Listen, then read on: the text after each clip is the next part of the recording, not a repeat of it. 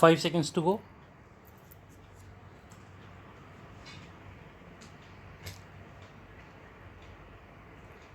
Start. Sir, another section of the opposition benches accused us of encouraging the multinationals in the name of production and living from our path. There is absolutely no truth in this charge. We are not giving special concessions to multinationals. Also, the sudden and new-found love for our old path is touching and inexplicable. But logic is not the strong point of our self styled leftists. Multinationals do borrow from public financial institutions, but not to the detriment of other small and medium users. Several members have spoken of inflation and the burden it imposes on the people. I do not want to repeat the figures which quite clearly demonstrate our success in bringing down the rate 12% of inflation. Reduction in wholesale prices is bound to get reflected in reduction of consumer prices, although usually there is a time lag. If we succeeded in keeping the rate of inflation and wholesale prices in check, this will also restrain inflation in the retail price index. It is obvious that inflation causes hardship. That is exactly why we have made control of inflation as one of our prime policy objective. Considering the state of the economy with its rampant inflation that we inherited on our return to office, our 2 years' effort has made an impressive impact. However, I should like to emphasize the major aspect of our anti inflationary policy. In most capitalist countries, inflation is sought to be controlled by creating unemployment. Obviously, that cannot be our policy. To redress the hardships of the common people, we must control prices and at the same time augment employment opportunities. There must be substantial growth in production, which will increase the supply of goods and thus reduce prices and provide opportunities for further development and the generation of investment and employment.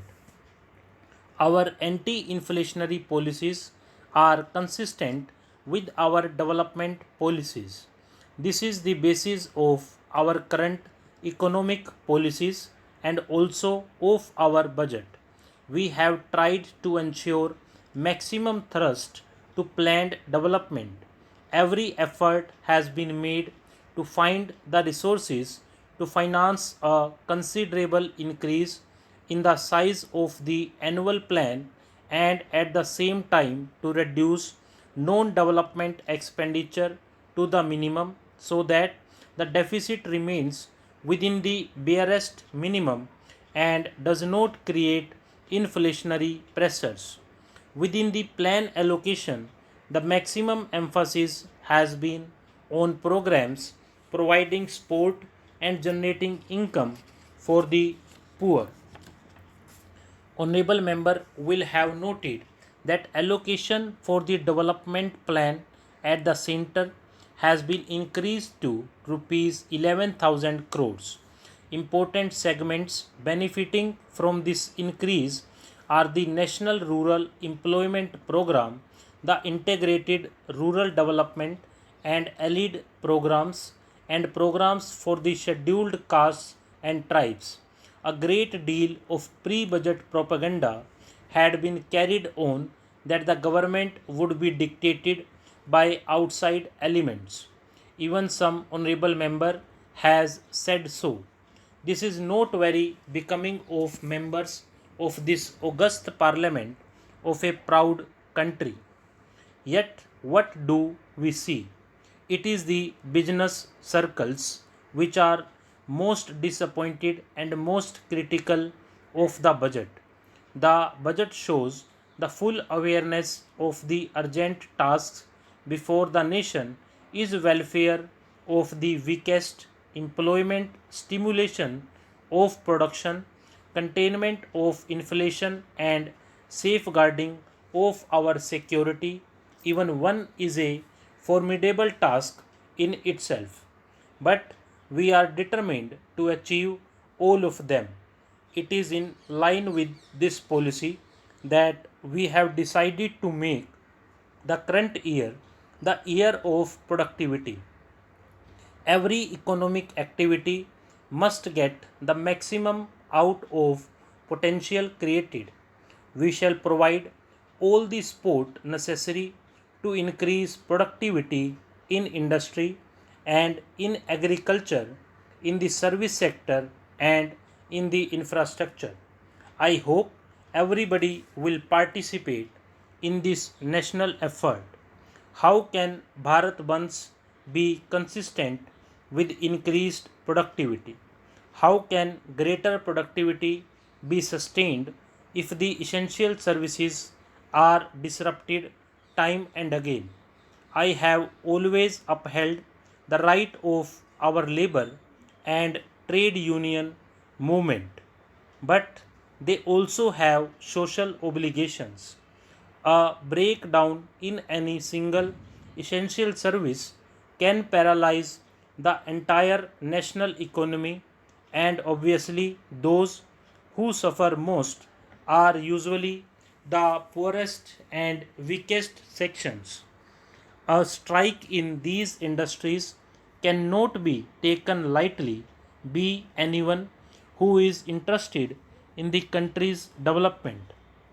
Some honorable members have referred to the problem of increasing real wages.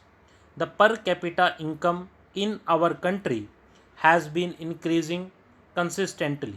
Since the beginning of planning until now, it has increased by about 50%, and this is at a time when the population itself is up by about 90%. Surely it should be clear to everybody that increase in productivity is the first condition necessary for any increase in the real wages of our working people. The working class itself increases the real wages of our working people. The working class itself is gradually finding out who its real friends are. An honorable member complained that federalism was disappearing, and he spoke regarding the centralized finance and administration. This is an old argument.